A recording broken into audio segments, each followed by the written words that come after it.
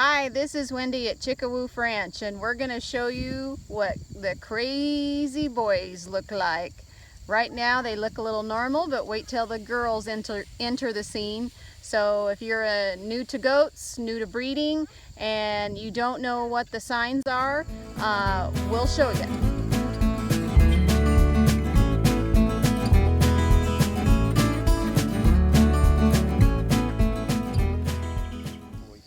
Hi, these are our boys. We have 3 of them. 2 are, well, this is Randall, and Randall is one that I purchased this year, and he's still very sweet because he's young and immature. He's just about 6 months old. This is Hummus, and Hummus is 1.5 years, so he's fired up and raring to go, wearing his manly cologne and everything. A lot of people talk about how bad the boys stink. They do and they don't. I mean, we have 3. It doesn't get ridiculous. I don't feel like having them here with the fence makes the milk tainted. We really haven't had that experience. I suppose if the bucks were running with the girls, you might have a problem. So the boys get really crazy, and you can't just hop into the pen and just say hi whenever you want. Kind of have to watch your back, literally. So we have a couple of girls here that if they'll cooperate for you, we'll show you what it looks like when they are in heat. Usually the flagging of the tails, here's Daisy, her tail's flagging right now. And she's gonna come over and say hi. Say hi to Captain Kirk, Daisy. Daisy's a Saanen, and Captain Kirk is a Nubian, and they're both registered in full blood. And just for ease of it this year, Daisy's been a little harder to tell when she goes into heat cycle. And so we may just, for this year, we may go ahead and just breed her to a Nubian and have a crossbred that we sell. But this is sort of the ritual, the dance that you'll see. Boys get real crazy, talking, kicking, snorting. They get a little gross, pee on themselves, other things. They pee on the that's the reality of owning an intact male goat.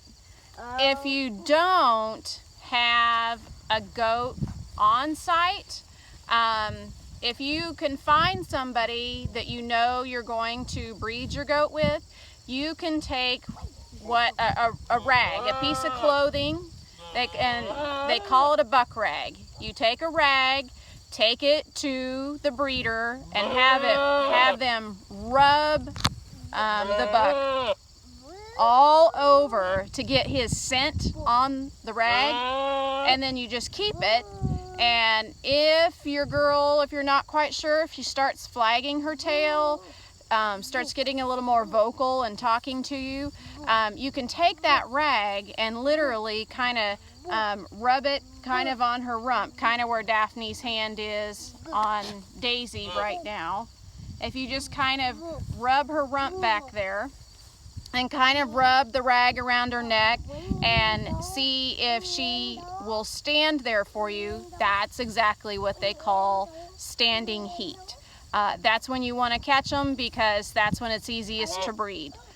So this is kind of part of the mating ritual. We are lucky that our boys are a little dumb enough so that they won't jump the fence. We don't have anything electrical here. If they really, really wanted to, they could. But we brought them up as babies here on our farm. So that has worked out much better for us than bringing in an adult buck who might be a little more adventurous. So this is Daisy inviting Captain Kirk to come see her. They will usually go over and stand near the fence, flag their tail. The boys get real ridiculous and stupid, and they lose their minds. Their hormones go to their heads. They do their talking. They actually kind of will, when you're ready to breed them and they get into the pen, they'll actually do a little kicking flick action at the girls, and that's part of it. They're not trying to hurt them in any way. So Daisy's kind of our top dog, kind of our matriarch of the herd, and so she's usually a loner and doesn't hang out with everybody as much, and she definitely doesn't go over and hang out with the boys.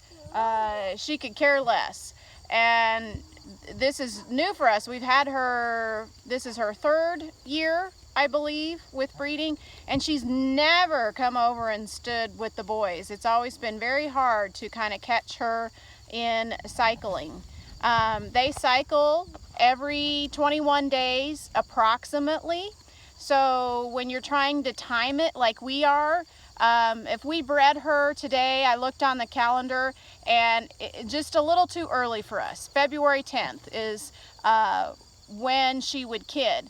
And all you have to do is go on Google and type in goat gestation calendar or calculator, I believe it is, goat gestation calculator. And it has a little box. You pull up the month, you pull up the day, and it spits out the number and tells you approximately it's 150 days, 5 months gestation approximately. So you kind of get a time frame. So right now, what we're trying to do is keep tabs on all of our girls that we're breeding, and we're writing down the date because we're not ready yet, but when we are, we want to catch it. And because they can typically be in heat on average. Some of them are real picky and it's just a few hours. Daisy's normally been pretty picky, and I think she's typically been a 12-hour kind of goat where she's been in and out of heat before we've known it. And then I've taken her to have her bred, and then we had to leave her. So could be a few hours. Usually 24, 48 hours is when you can catch them in heat or in standing heat where they're ready to breed. So looks like, I'm crossing my fingers, that 3 weeks from now she will act the same. So it'll be very easy to tell. We will put them in a pen separate from everybody else so that we can control the breeding. And you can go off and leave them, but it's my preference to be around or hang around so that we can see if things go the way they are planned, because it's kind of a waste if you're not for sure, and then a whole nother 3 weeks later you have to wait and see if they go back into heat and cycle again. That's the only way you'll know if it took, is that you have to watch and see that the heat cycle doesn't happen again. So we kind of like March, early April, and we try to, I'm writing down all the girls because I'm trying to keep track of each one, because we liked last year when we bred all of them together, because we had all of our baby kids about the same time within a 2-week time frame. Made it really busy, but it makes bottle feeding, because that's what we do. We pull them off and we bottle feed them. Feed them back their own mama's milk, but it makes that time period for feeding and weaning a lot easier. It doesn't drag out all summer long. So those are just some tips that have worked for us. We're still learning. Gosh, we'd love to hear from you guys if you have anything that has just really worked for you that you can share. But if you're new to goats, we'd love to help you out the way somebody helped us out when we got started. So thanks for watching Chick-a-Woof Ranch, and this is saying good night. Thanks for watching our video, and we would like to gain more subscribers. We've noticed that most people that watch our videos are not subscribers. So if you would hit that, it will send you an email letting you know that Chick-a-Woof Ranch has uploaded another video, and that really helps our family out. So thanks for watching, and see you next time.